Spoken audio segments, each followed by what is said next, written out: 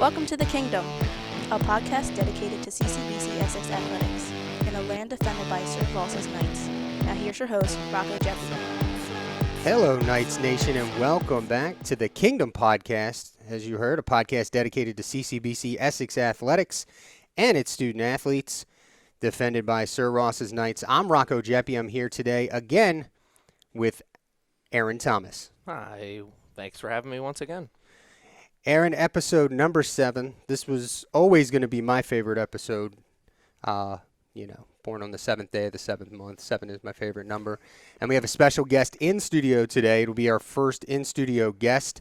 We'll get more information to you on that. We're going to keep you in the dark for a little while. What we're doing today is our first women's soccer recap. We last recapped the women after the opening weekend.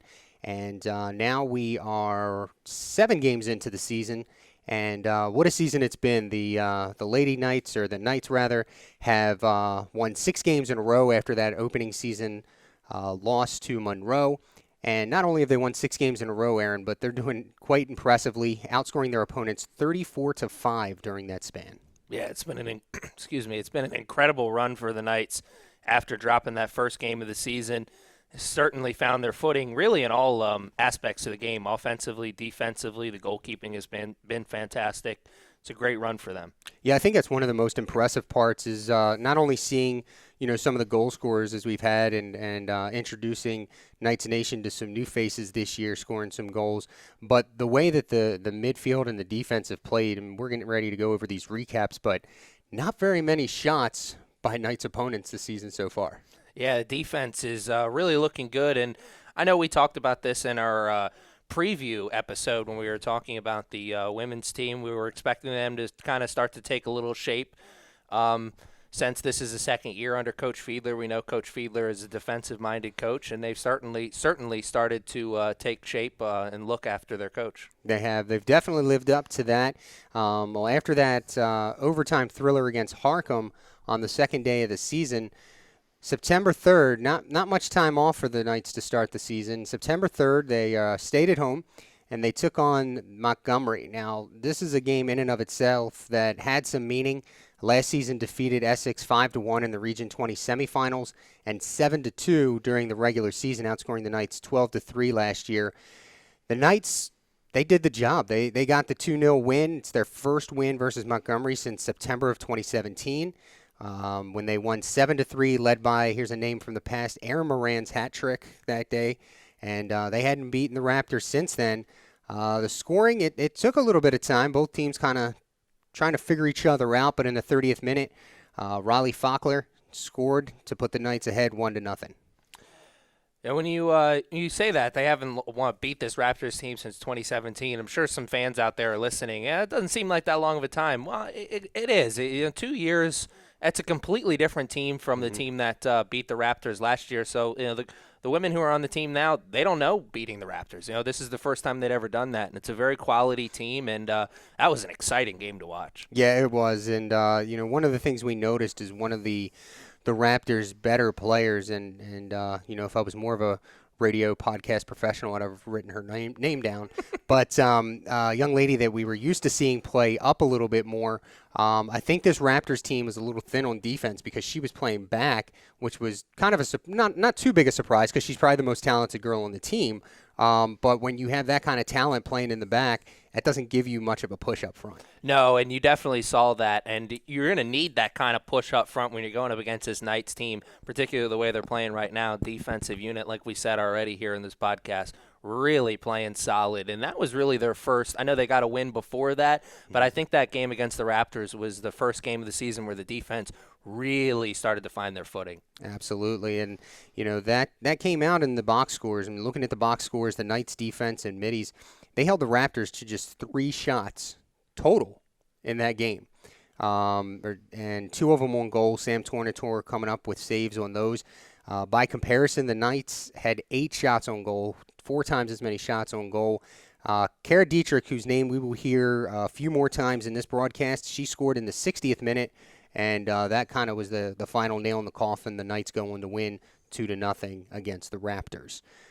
No rest for this team, as I mentioned earlier. 3 days later, they head out on the road for the first time this season, and they took care of business. Unlike the in the men's game we saw, the men, they took care of business too, winning 6-0. But they gave us a bit of a heart attack to that game, because the game went into halftime scoreless. The women, that wasn't the case. The women were in charge. They were in control throughout that entire game. They end up winning it 5-1. Mikayla Boyle and Cara Dietrich, 2 goals apiece. Maya Purnell and had scored a goal in that game as well. She actually got the goal. The scoring started. The Knights wasting very little time in the 4th minute. Purnell picks up the goal to put the Knights up 1-0. And from there, they rolled them in. 13 minutes later, Dietrich picks up a goal, and then Boyle, right after halftime, 41 seconds after halftime, she picks up another goal. And again, the defense, stout. Just 2 shots allowed, 0 corner kicks. In fact, they outshot the Riverhawks 22-2. Phew, man, if you're a coach, you'll take that ratio every day. It's usually a good recipe for winning some ball games. And I've been super impressed by Mikayla Boyle in this early part of the season. Completely different role for her on this team as opposed to the role that she had on last year's team, kind of the go-to scoring player on the team last year. Now with Dietrich there, kind of taking a little step back, maybe in the number 2 option, but she certainly, as a sophomore, as one of the leaders on the team, seems to be taking that role very nicely and fitting into it very, very well. Yeah, and I'd have to say I don't think she minds being in that role, because she's a very team-oriented person. If scoring, 4 goals a game is going to be what helps this team, she'll do that. If giving 2 assists a game and allowing 6 other people to score goals is going to take care of things, she'll do that too. She's going to do what's best for the team, and I would imagine that if you asked her that question, she would say the same thing, but I don't want to speak for her. Again, this game, September 6th against Anne Arundel. The Knights come out on top 5-1. That's going to take us to our first break. We are 2 games into the Knights' 6-game winning streak. 3 games, I guess we should say, overall. And when we come back, we're going to continue this recap of the Knights women's soccer team. And stay tuned, because later today, as we've mentioned, in-studio interview. We're going to tease that a little bit more before we bring that person in. You're listening to the Kingdom Podcast, a podcast dedicated to CCBC Essex Athletics. We'll be right back after these messages. Let's talk about college. Times have changed. We've changed. I refuse to accept an education that comes with a mountain of crippling debt. I will not confuse a fancy name with a quality education. Let's talk practical. Let's talk flexible. Let's talk smart education. For all the practical thinkers, the achievers, the can't wait to get started types out there, your community college is waiting. Rethink what's possible with CCBC. Visit us online at ccbcmd.edu and see what you can be. Times have changed, and I will not stay stuck in a job because college has no time for me. I will not let a limited schedule limit me. Rethink what's possible with CCBC. Visit us online and see what you can be.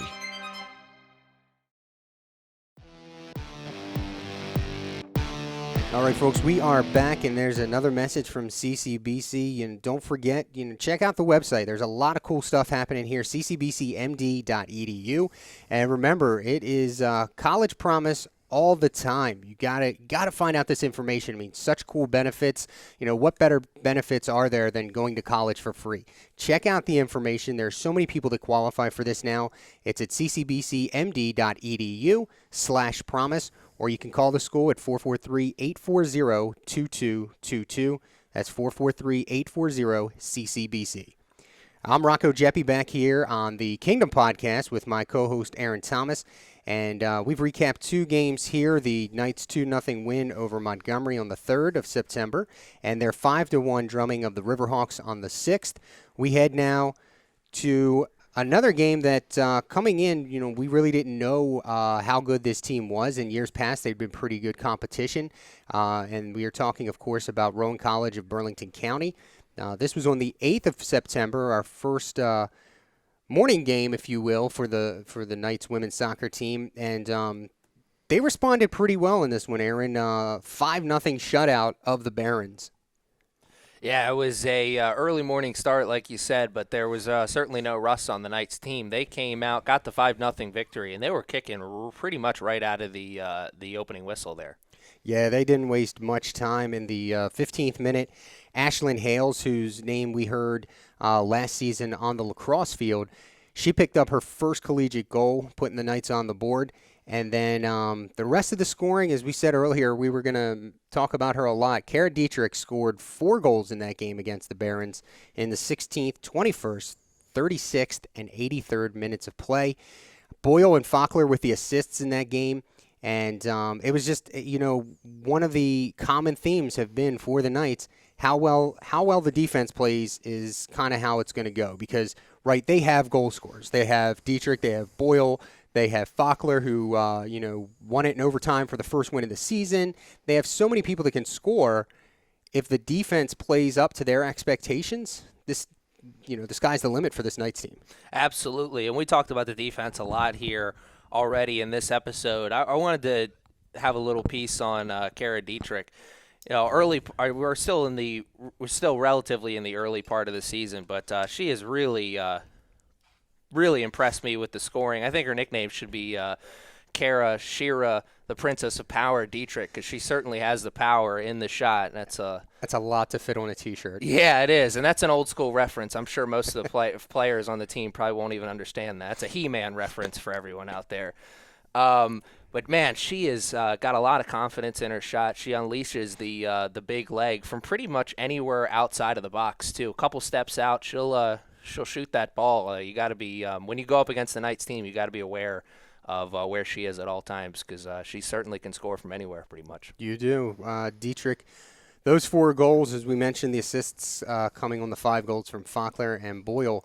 And again, the defense stepping up. 5 shots allowed total. Tornator coming up with 3 saves in that game. And again, the Knights, doing well on defense and just peppering them on offense, outshooting the Barons 29-5. It got better for the Knights. It didn't seem like it could with a 5-0 shutout. Just a few days later, 5 days later, in fact, they would take on a conference foe in Cecil. Cecil having a bit of an off year this year, not very strong in numbers, and unfortunately for them, it showed. Is less than a minute into this game, 51 seconds, and arguably the strangest goal I've seen all season, except for maybe that overtime winner by Faulkner, because nobody really knew what was going on and the referee signals were a little weird. Mikayla Boyle sets up in the first minute of play to take a corner kick. If you're watching at home, we're attacking the left goal. And she set up on the far side, which is, Mikayla's always going to take that shot. She's got the left foot shot coming in from that angle. And the ball comes into the box, and you see the defender move away from it as if to say, okay, this is going to be the goalie's going to pick this right up. And then everybody stops moving, and I look down, and, because I had the call, and I'm like, oh, I think that ball went in. It went into the goal. Miscommunication right off the bat, and the Knights take an early 1-0 lead. Credit Boyle for being able to, get that ball into that angle and get it so close that, a mistake is made as we saw, or somebody gets a foot on the ball, a knee on the ball, a shot and a rebound. You're still very close. Like a good shot, but just miscommunication between the Seahawks, and it leads to an early 1-0 lead. One thing my dad always used to say when I was a kid is it's better to be lucky than good at anything, and that was one of those plays right there. The Knights were good. 17 seconds later, Dietrich picks up the first of her 3 goals in the game. So less than 2 minutes into the game, or just over a minute into the game, the Seahawks in a 2-0 disadvantage, and it didn't get any better from there. The Knights go on to win this game 10-0. Natalie Marks picked up 2 goals in the game. Jasmine Smith picked up her first collegiate goal. Danny Zachirka, Ashlyn Hales, and Emily Vetri a goal apiece as well. And this is something, and I said it on the broadcast, and I'll say it again, I mean no disrespect to Cecil whatsoever. It's just one of those oddities. I've called a lot of games.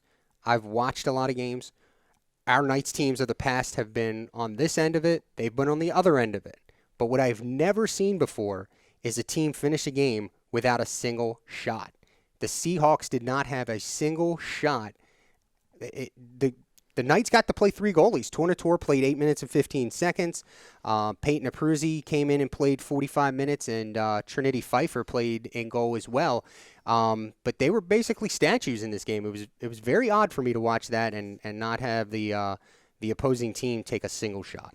Sometimes you're going to run into a buzzsaw. That's going to happen. Like you said, the Knights have been on the opposite side of that before.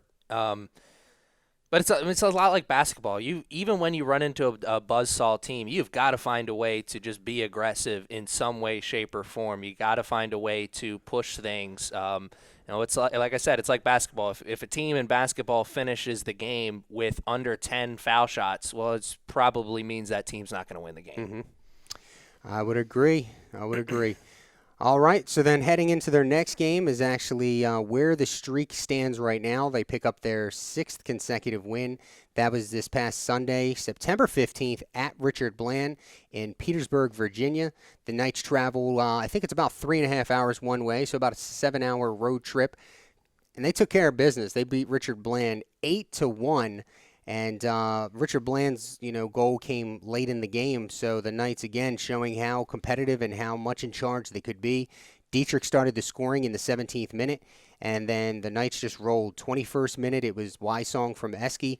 Emily Vetri hit one in the 37th minute.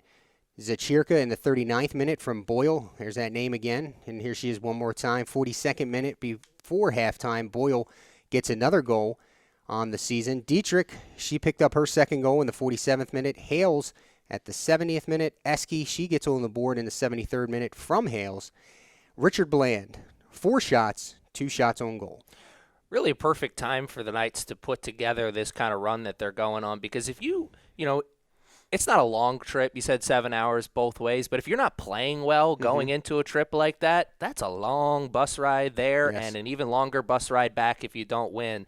A lot of nervous energy. Anyone who's made a trip like that and has been on a team when you're not playing well, that can be a lot when you're not playing as well as the Knights are right now. But luckily, the Knights not having that problem. They're clicking on all cylinders. The Knights, speaking of clicking on all cylinders, 29 shots in that game, 18 shots on goal. And that's where they stand. They're 6-1 overall. And their next game today, they're traveling to Southern Maryland, where the men and women will take on the Southern Maryland Hawks. We'll have that game information in next week's podcast. For right now, we're going to hit another break, and when we return on the other side of this break, we've been throwing out some hints as to who our guest will be. Our guest is going to be on with us when we return. Stay right there here on the Kingdom Podcast. I'm Rocco Jeppe alongside Aaron Thomas and our special guest when we return. Let's talk about college. Times have changed, and I refuse to accept an education that comes with a mountain of crippling debt. Because paying off student loans for the next 30 years is not in my financial plans. For all the practical thinkers, the achievers, the can't wait to get started types out there, your community college is waiting. Rethink what's possible with CCBC. Visit us online at ccbcmd.edu and see what you can be.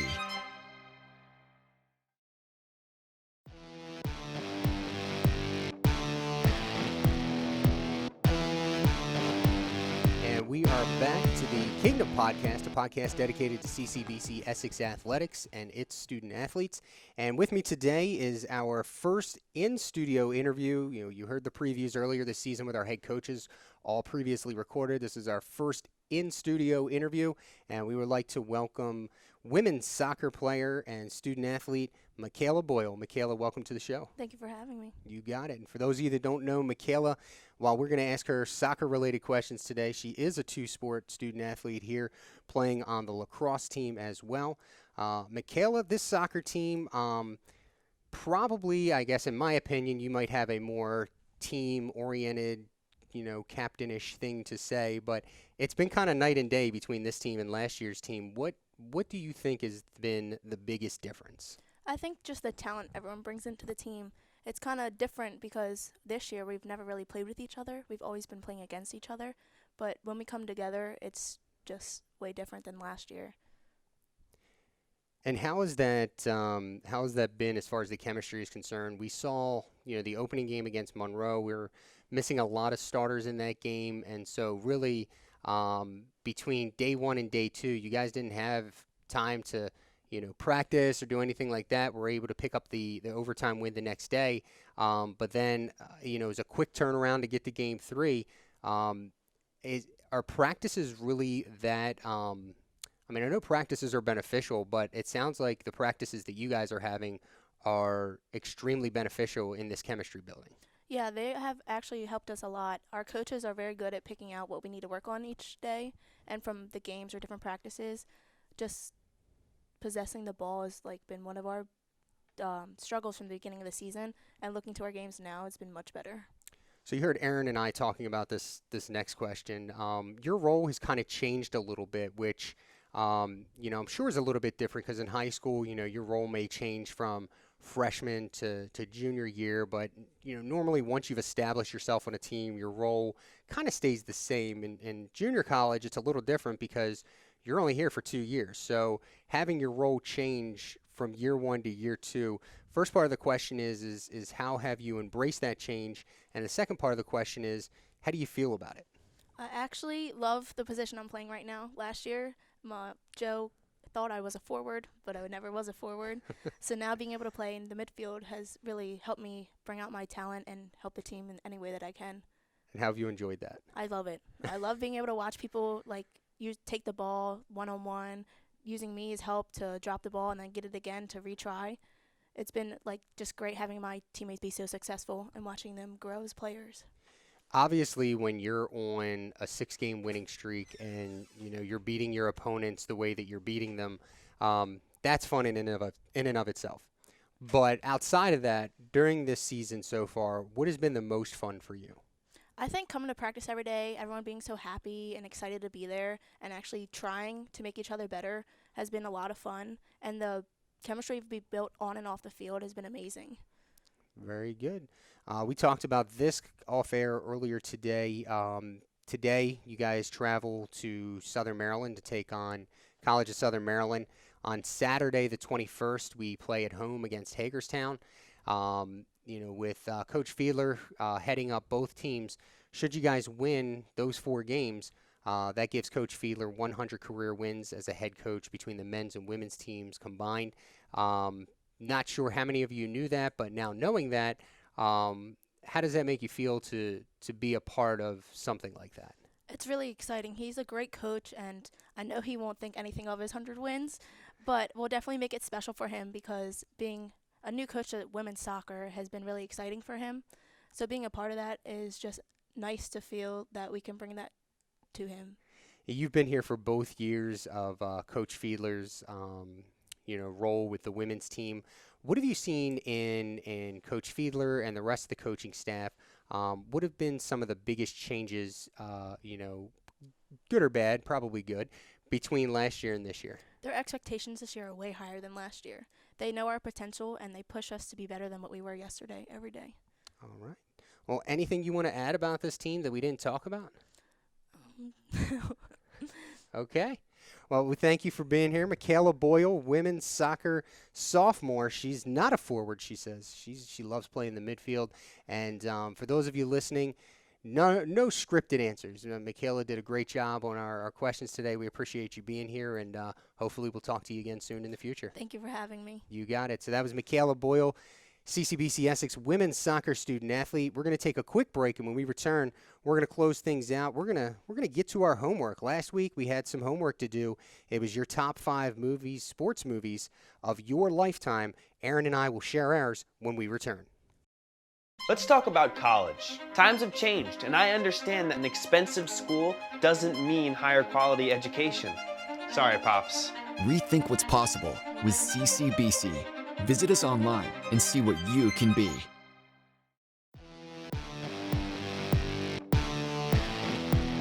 Welcome back, ladies and gentlemen, to the Kingdom Podcast. It's Rocco Jeppy here, and back on the headset is Aaron Thomas.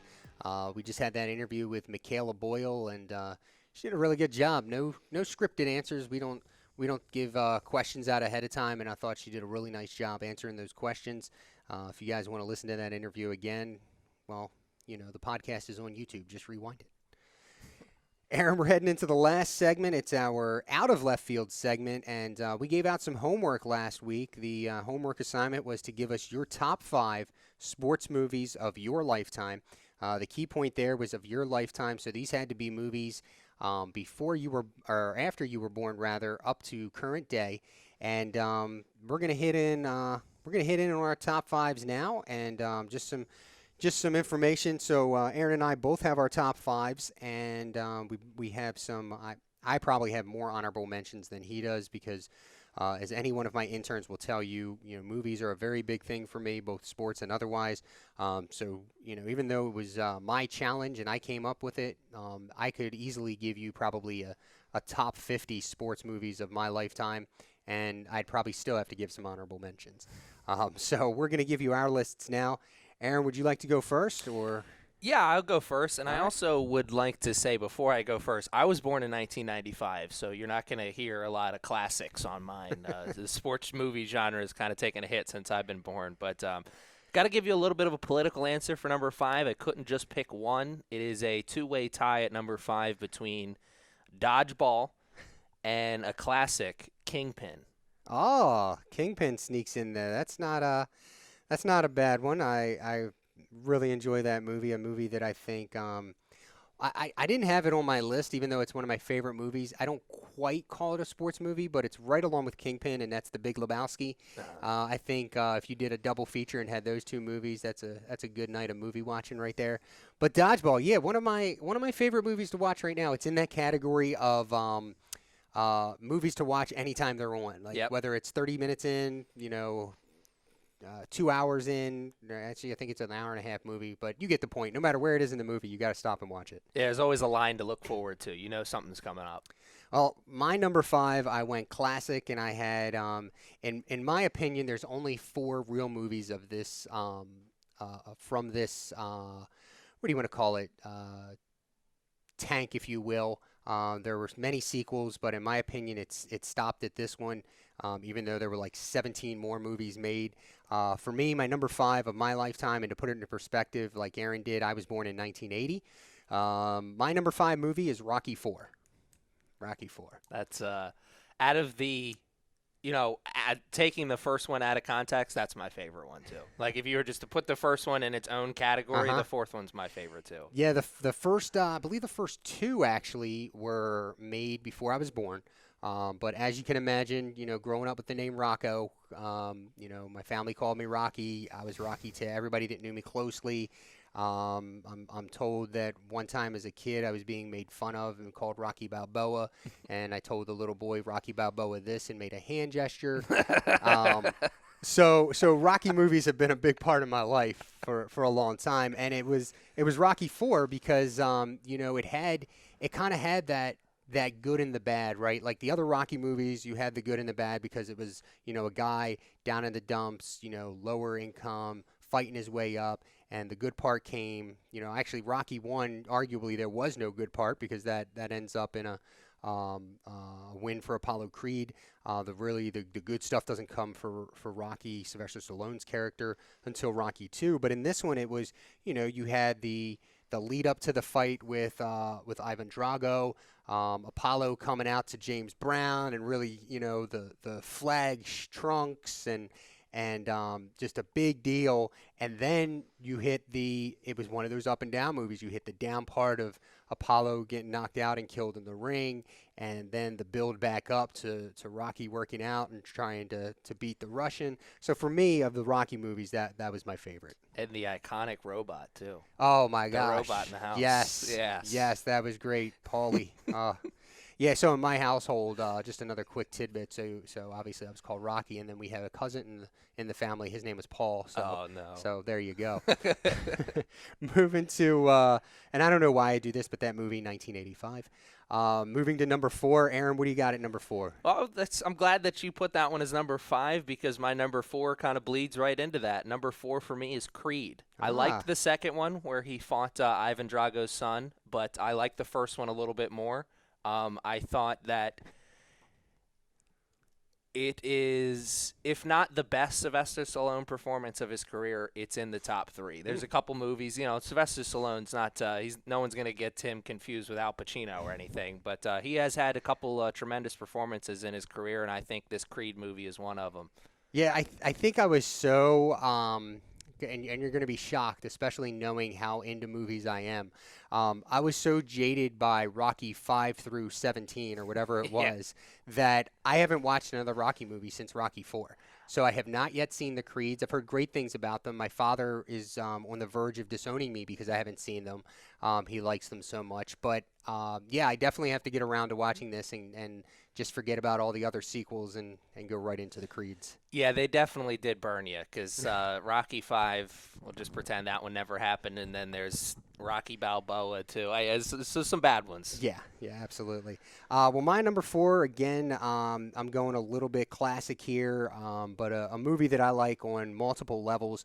The biggest level, well, other than it's baseball, the next biggest level is those that know me and know me well. I have a certain affinity for history, and this definitely fit into that category, and that is the 1992 Penny Marshall directed A League of Their Own. It's a classic for sure. That missed my mark by 3 years because I was born in 95, and like you said, that one came out in 92. But if you are a movie fan, you don't even have to be a sports fan to have seen that one. If you're a movie fan in general, you have to check that one out. It's a classic movie. I think it is. I think, it gives you a historical reference of not only baseball and what it was like during wartime, but how the women of this country stepped up and really, really it's kind of on multiple levels. The funny thing with this movie was that when I was finishing up my degree later in life, I took a communications class, and in this class we had to watch a movie and use a communication theory to the movie. And I'm looking at all of these movies that are on there, and it's like 30 movies. And right there in the middle at like number 25, I see A League of Their Own. I'm like, done. I'm all over that.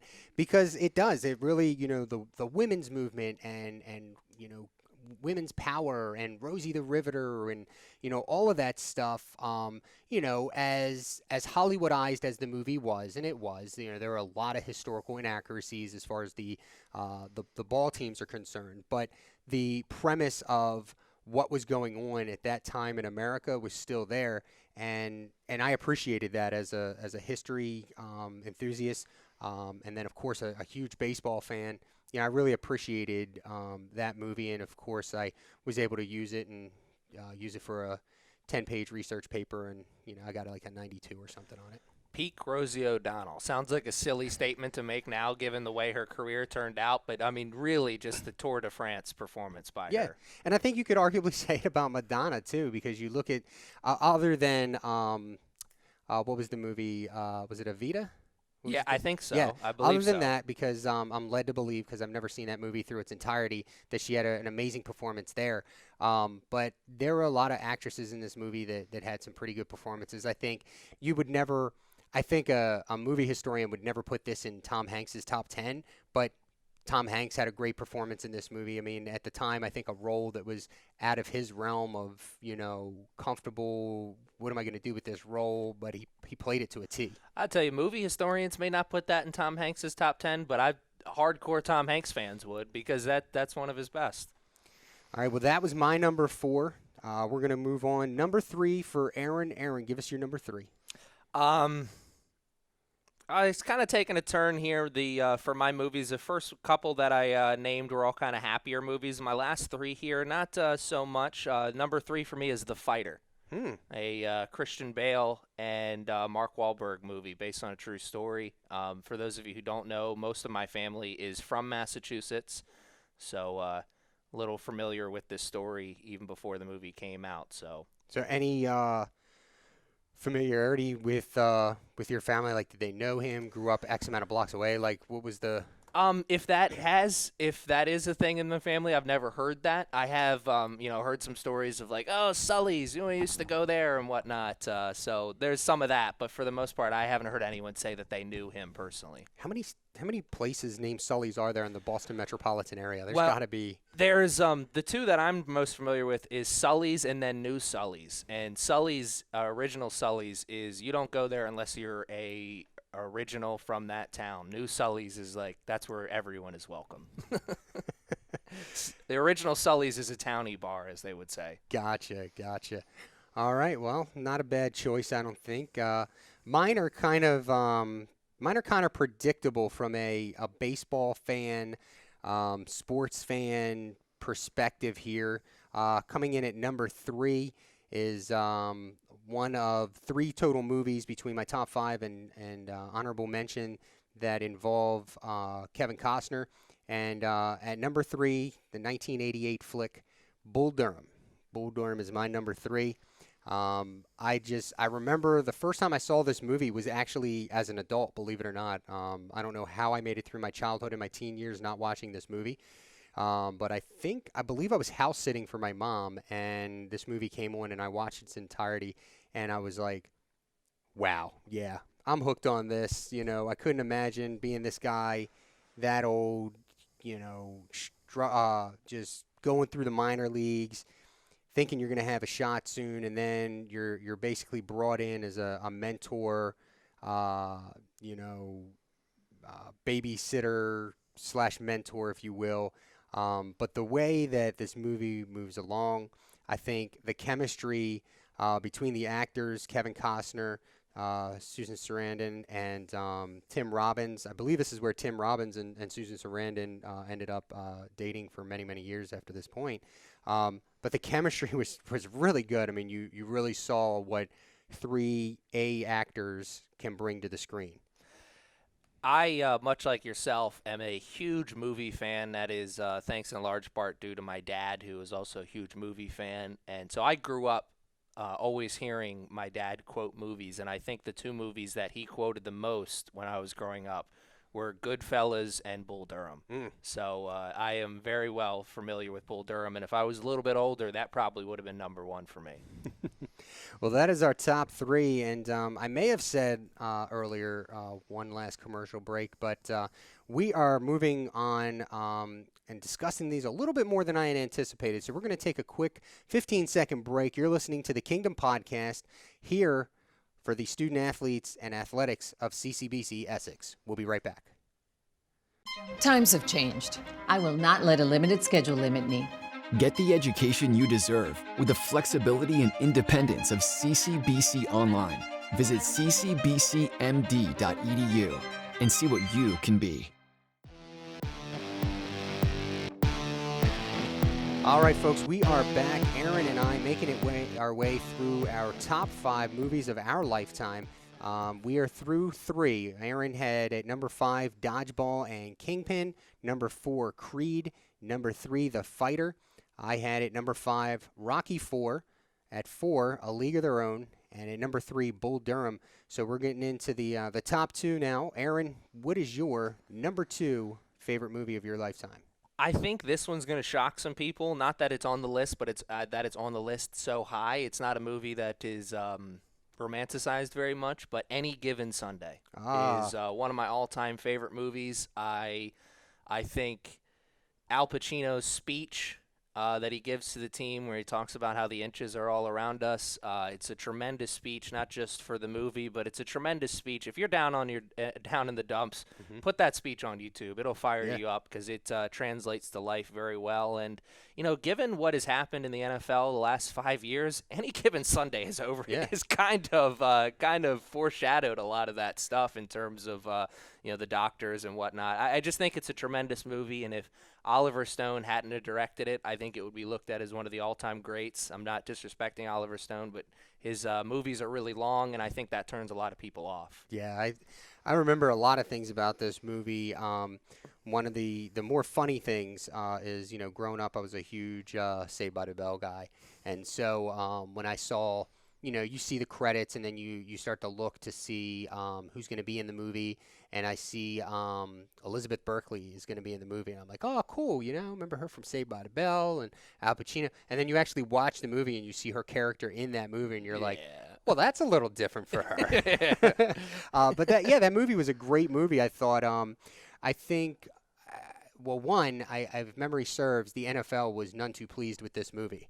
It was kind of a look into a lot of things that go on behind the scenes in the NFL that many people have thought happened, have heard whispers of happening.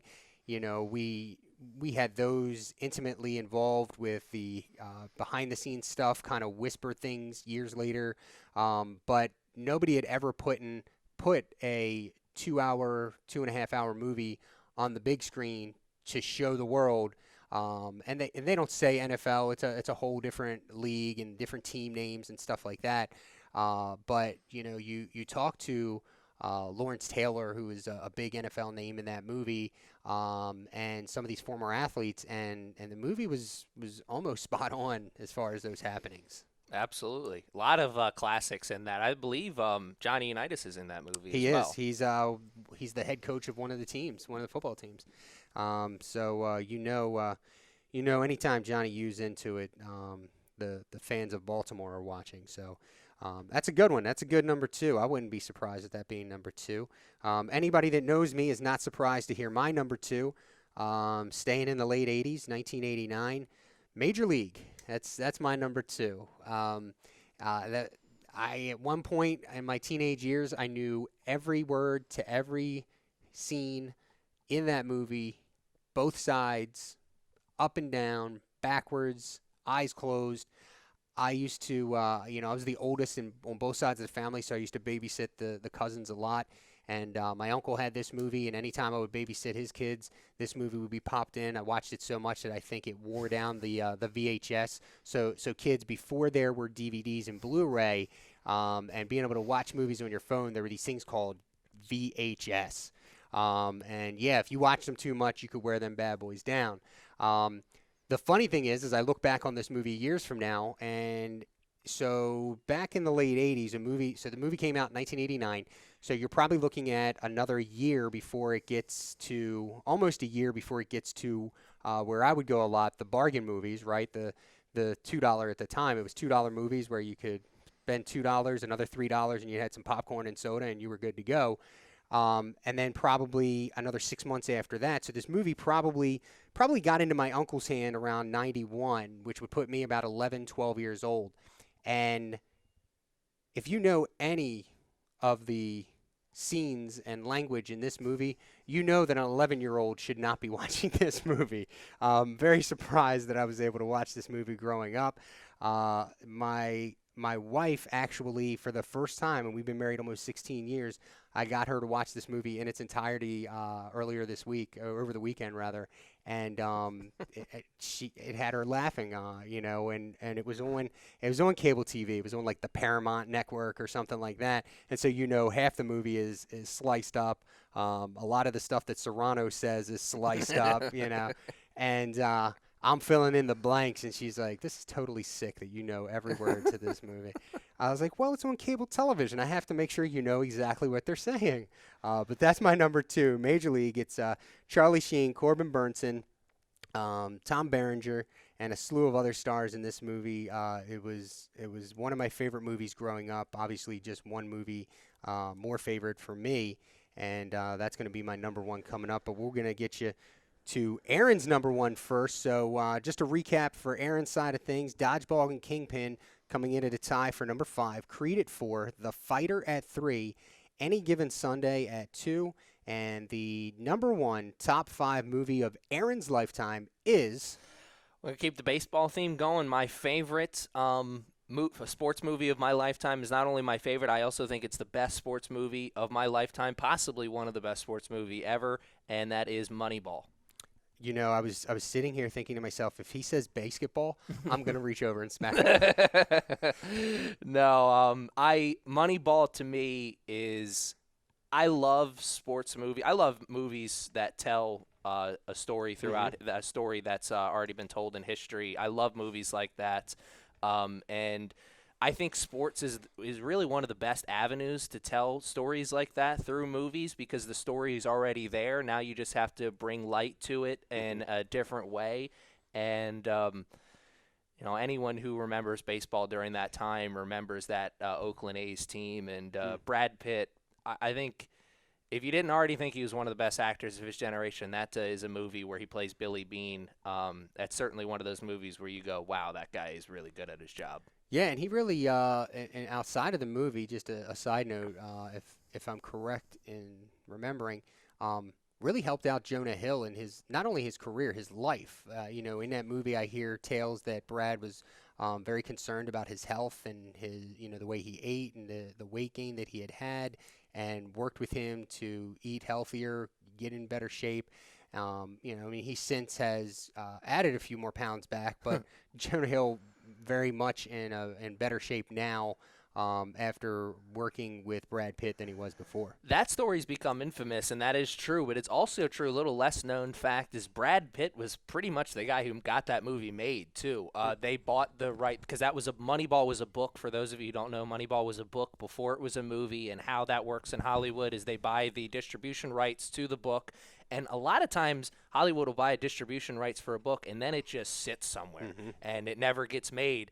And that's actually why the guy who wrote the book sold the rights, because he's like, they're never going to make this movie. Well, then Brad Pitt got attached to it, fell in love with the script, and he was like, no, we're making this movie. And he pretty much got the movie made almost single-handedly. Now, the Jonah Hill character, the name in the movie, and I don't know if it's the same name in the book because I haven't read the book yet, but that's not the name of the person that was in that role in real life. Yeah, he got his name changed. He wanted to have his name changed. Yep, he wanted nothing to do with it. That's a great movie. I first saw that movie, oh God, maybe 2 years ago, 2 or 3 years ago. It was one of those late at night, nothing going on, popped it on and just was mesmerized by it. Luckily, it was on like Stars or HBO or something like that, because if it was on cable TV, I would have been up until 3 o'clock in the morning or something. That is a great movie. I just watched it 2 days ago, actually. Watched it over the weekend again. And, it's a, for folks that don't know, and my number one, if Aaron's number one doesn't hammer this fact home for you, mine will. Baseball, more than anything else, and you can argue with me as much as you want, baseball is romance. Baseball is the most romantic sport, game, whatever have you, that you will find, because it is the epitome of when they say sports is a metaphor for life. Baseball is the epitome of that statement. And that's why, for me, and many other reasons, my number one, 1989, Field of Dreams. Is this heaven? No, it's Rosedale. Yeah, it's I'm sure you have, but have you read the book? Actually, I haven't. Oh, wow. No. The first time I saw the movie, I loved it so much. My dad made me read the book afterwards, and the book is really good too. But it's one of those ones where I like the movie better than the book. Kevin Costner's he's special in that movie, and the chemistry that him and James Earl Jones have is, that's. And isn't that scene by James Earl Jones toward the end about how baseball has been, broken down and rebuilt again and erased on like it's on a blackboard? And we're seeing that now. Like, I've seen that in my lifetime 2 different ways. In your lifetime, I'm sure this is like your second. Like, we had the Oakland Athletics idea of Moneyball, and now we have this statistical analysis-driven baseball that's getting ready to.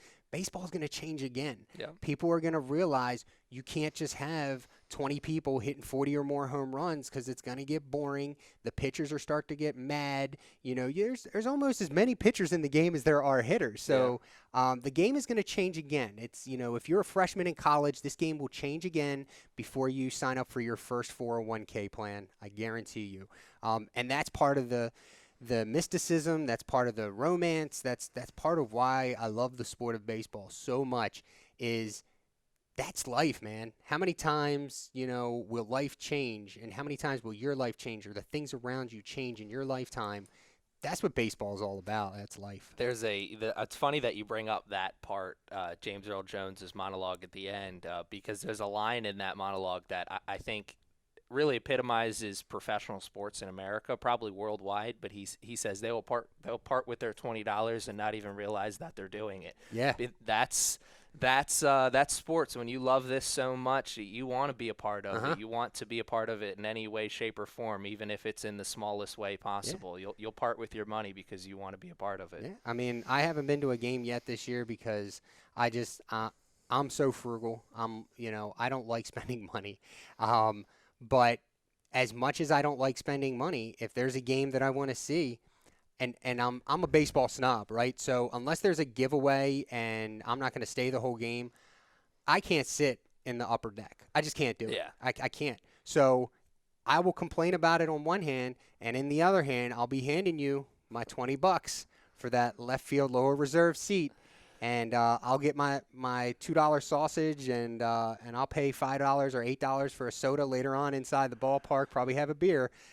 And you do it without even thinking about it. That is until you get home and you empty your pockets. Yeah, I think that line is kind of taking a different shape now because you still part with your $20. You just part with it in a different way. Like I haven't gone to an Orioles game all season, but I've watched more Orioles games than I can remember this season. I'm just parting with my $20 in front of my TV as opposed to at the stadium. Now, with the Orioles, it's completely different. That's a conversation for another day. I'm going to run through my honorable mentions because I know you have a bunch of them. I have one of them, and I have a bunch of them. My first honorable mention is The Natural with Robert Redford, 1984. My next one is Jerry Maguire, 1996. The funny thing about that one is I can't stand Tom Cruise, but there are a few of his movies that I really like, and that's one of them. That's funny. I have the opposite. I like Tom Cruise, but I don't like Cuba Gooding Jr. My third and final Kevin Costner sports-related movie is Tin Cup in the honorable mention. Remember the Titans is my fourth honorable mention. And here's one. I'm going to be very impressed if you've ever heard of this movie. Okay? Very impressed. Mystery Alaska. That is the story about the Alaskan hockey team that took on, I believe it was the New York Rangers, right? Yes, it was. Only reason I know that is because I went on a big Russell Crowe kick, and he's in that movie. So I went I went through like a month period where I watched all of Russell Crowe's movies, and he's not in that. It's not one of his best movies, but right. It is a good movie. It's a very cool story. It's a pond hockey team from Mystery Alaska, and you said it. They play the New York Rangers. A couple of their kids get signed. It's really cool. It's a good movie. Aaron, your honorable mention. I have only one honorable mention. It's The Rookie. It is really, I honestly can't remember much about the movie. The only reason it's on my honorable mention is because it's the first movie that my dad ever took me to go see in the theaters. So I just remember, being in the theaters with my dad and watching it. Very cool. Very good. Well, that's our top five. We have more homework for you this week, folks. Out of left field, our next top five topic, we want to hear from you on Twitter, #TheKingdomPodcast. This week's homework, the top 5 sports moments of your lifetime. Yep, we're using that again. We talked about it. We met. We took a vote, and there's only 2 of us, so it doesn't take too long. We like that lifetime tag, and like you saw today, I mean, Aaron gave his top 5, I gave my top 5, 10 movies, no overlaps. Well, 11 movies, no overlaps. So we're sticking with that theme. Top 5 sports moments of your lifetime. It could be 21-31. It could be your favorite basketball player picking up a quadruple double. It could be the New York Rangers winning the Stanley Cup. Whatever your top 5 sports moments are of your lifetime, we want to hear about it. Hashtag us on Twitter, #TheKingdomPodcast. Remember to follow us on Twitter as well. Women's soccer, you can follow them at @Knights_WSoccer. We are at CCBC Essex Sports, online at ccbcessexknights.com, and the YouTube home of the Knights, youtube.com/CCBC Essex Knights. The next home game for any of our teams is going to be tonight. The volleyball team takes on Montgomery. That game will start at 6 p.m. You can tune in on YouTube for the live stream. And then soccer coming home Saturday the 21st against Hagerstown. Game 1 is the women at noon. And Game 2, at halftime of that game, the men taking on Hagerstown. The 1974 Essex men's soccer team, national champions, will be inducted into the CCBC Athletics Hall of Fame. All that's happening. Aaron, anything you need to add, sir? Absolutely not. I just want to say thank you for listening, and thank you for having me once again. You got it. So we will talk to you again next week, folks. The Kingdom Podcast, a podcast dedicated to CCBC Essex Athletics. We thank you for joining us. This has been episode number 7. We'll see you time. So long.